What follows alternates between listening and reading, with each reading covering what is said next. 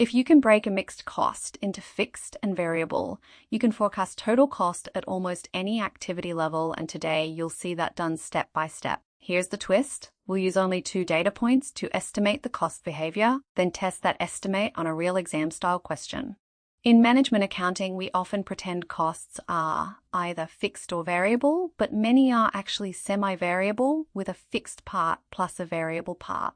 Think of your phone bill. A flat line rental plus call charges per minute.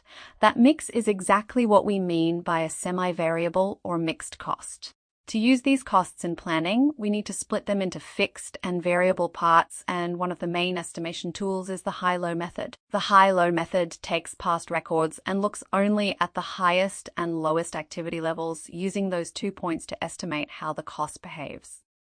Step 1. Pick the period with the highest activity and note its total units and total cost. Step 2. Do the same for the lowest activity period. Step 3. Estimate variable cost per unit as the change in total cost between high and low divided by the change in units between high and low. Step 4. Once you have the variable cost per unit, estimate fixed cost by subtracting total variable cost from total cost at one activity level, often the high one. Let's run the full method for DG Co, which recorded outputs between 60,000 and 90,000 units with total costs between $140,000 and $170,000. The highest activity year is 20 times 2 with 90,000 units and a total cost of $170,000. The lowest is 20 times 3 with 60,000 units and a total cost of $140,000.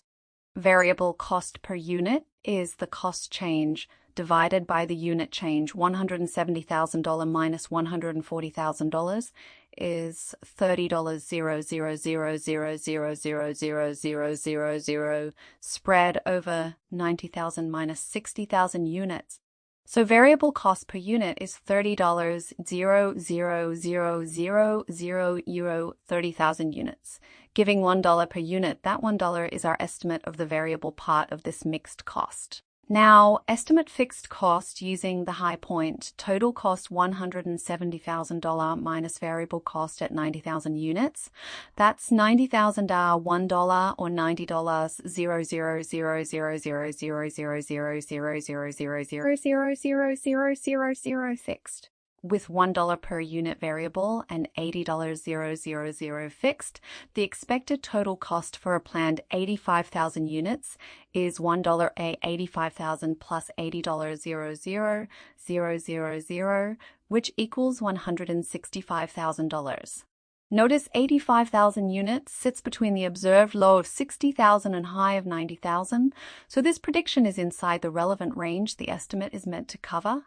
But here's the catch. The high-low method relies on only these 2 data points, so the estimate may miss the true pattern of cost behavior across the whole range. That problem gets sharper when step-fixed costs appear at the high level because that extra fixed jump must be stripped out before you do the high-low calculation. Here's a cleaning overhead example. At the low activity level, the area cleaned is 12,750 square meters, and the overhead cost is $73,950. At the high activity level, the area cleaned is 15,100 square meters and the overhead cost is $83,585, but that includes a $4,700 step up in fixed costs above 14,000 square meters. Before using high-low, remove the step fixed cost from the high total. $83,585 minus $4,700 gives $78,885 as the adjusted high-level overhead cost. Now, variable overhead per square meter comes from the adjusted high-low pair. The estimate here is $2.10 per square meter. Total fixed overhead, including the step, is $51,875. With that, and $2.10 per square meter, we can cost any activity within the relevant range.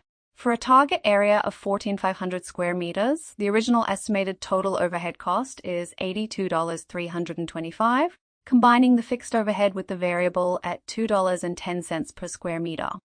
But suppose the variable wage cost per square meter goes up by $1. The fixed estimate stays at $51,875, yet the variable cost per square meter becomes $3.10. At 14,500 square meters, with the new $3.10 variable rate, the revised total overhead cost estimate is $96,825, higher than the original $82,325. One more example. A valuation department handles 420 valuations with a total cost of $82,200 in period 1 and 515 valuations with a total cost of $90,275 in period 2.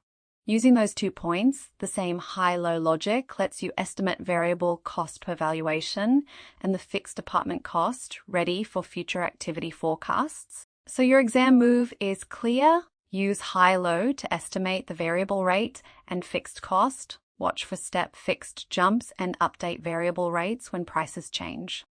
Subscribe if you want the next lessons to walk through more cost behavior tools one by one with worked CPA-style examples like these each week.